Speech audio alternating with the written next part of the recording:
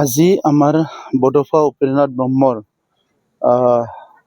মৃত্যু দিৱস আমি পালন কৰোঁ 1 মে ইণ্টাৰনেশ্যনেল লেবাৰ ডে।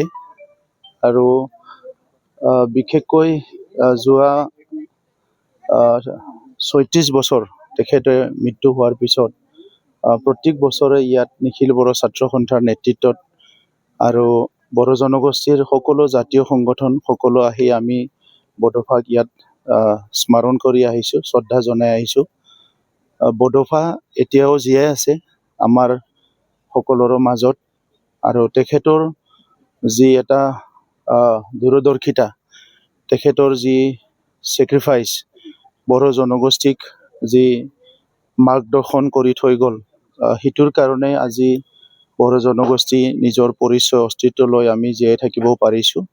আৰু সেইকাৰণে বড়ো জনগোষ্ঠী যেতিয়ালৈকে থাকিব, বডফা সদায় বড়োসকলৰ মাজত জীয়াই থাকিব। আৰু ইয়াৰ লগতে বিভিন্ন ক্ষুদ্ৰ ক্ষুদ্ৰ জনগোষ্ঠীবিলাক উত্তৰ পূৰ্বাঞ্চলত ৰাজনৈতিকভাৱে, সামাজিকভাৱে, শিক্ষাৰ দিশত, বিভিন্ন দিশত যেতিয়া শোষণ হৈ আছিলে, যেতিয়া বঞ্চিত লাঞ্ছিত হৈ আছিলে, সেই সময়ত বডফাই এটা গণতান্ত্ৰিক অহিংসাৰ গণ আন্দোলনৰ দ্বাৰা সেই সকলৰ অধিকাৰৰ কাৰণে মাত মাতি থৈ গ'ল। আৰু তেতিয়াৰ পৰাই অসমত, উত্তৰ পূৰ্বাঞ্চলত বিভিন্ন জাতি জনগোষ্ঠীয়ে নিজৰ পৰিচয়, নিজৰ অস্তিত্ব, নিজৰ ভাষা সংস্কৃতি ৰক্ষণাবেক্ষণৰ কাৰণে মাত মাতি আহিছে। আৰু আজিৰ তাৰিখত বহুত জনগোষ্ঠীয়ে সফলো হৈছে। আজি বড়ো জনগোষ্ঠীৰ ভাষা ভাৰতৰ এটা ভাষা হিচাপে স্বীকৃত হ'ল 8th শিডিউলত।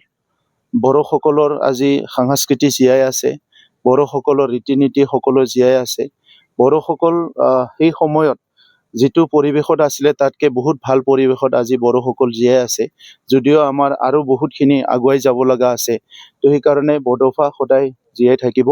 বডফাৰ আদৰ্শ নিখিল বড়ো ছাত্ৰ সন্থাই সদায় জীয়াই ৰখাৰ কাৰণে এটা দীঘলীয়া এটা চিন্তাধাৰা লৈ পেলাই, দূৰদৰ্শিতা এটা চিন্তা লৈ পেলাই কাম কৰি আছে। আৰু আমি সদায় বডফাক জীয়াই ৰখাৰ কাৰণে আমাৰ পৰা যিমান পাৰোঁ আমি চেষ্টা কৰিম।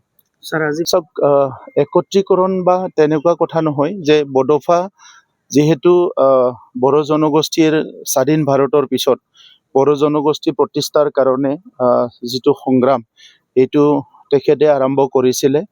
আৰু আজিৰ সময়ত যিসকল সচেতন মহল, যিসকলৰ জাতীয়তাবাদৰ চিন্তা আছে, যিসকল বড়ো জনগোষ্ঠীক ভাল পায়, সেই সকলো ইয়াত আহিব লাগে, অহাটো উচিত। যোৱা সময়ত কিছুমান ৰাজনীতিক কাৰণত বা বিভিন্ন কাৰণত বিভিন্নজনে ইয়াত অহা নাছিলে, কিন্তু আমি সেই সময়তো কৰি আছিলোঁ। আৰু আজিও ভাবোঁ বা পিছতো ভাবিম যে বডফাৰ যি থুলুংগাপুৰী, য'ত তেখেতক ইয়াত আমি অন্তিম বিদায় দিছিলোঁ, এই স্থানত সকলো আহিব লাগে। জন্মদিন, মৃত্যুদিন সদায় আমি আহি আছোঁ। আৰু সেইটোৱে আমাৰ এটা কেন্দ্ৰবিন্দু, য'ৰ পৰা বড়ো জাতীয়তাবাদ আৰু বড়ো জাতিৰ প্ৰতিষ্ঠা আৰু উত্থানৰ কাৰণে চিন্তাধাৰাটো সদায় ইয়াতে জীৱিত হৈ থাকিব।